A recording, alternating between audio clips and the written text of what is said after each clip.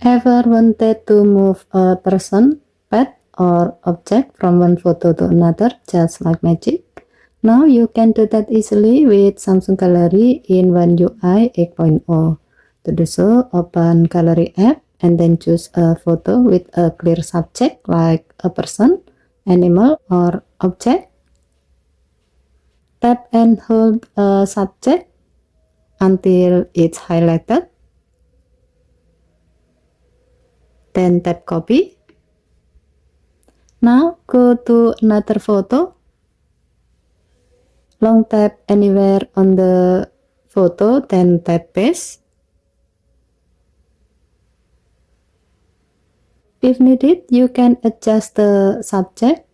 You can resize, move, rotate, flip, duplicate, or delete it.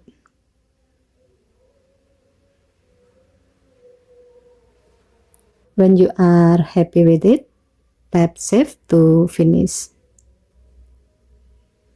This feature gives you more creative freedom. It's perfect for quick edit, collage, or just having fun with your photos. Another neat update from One UI 8.0 with Android 16. Okay, thank you for watching. Please help to like and subscribe. Have a nice day.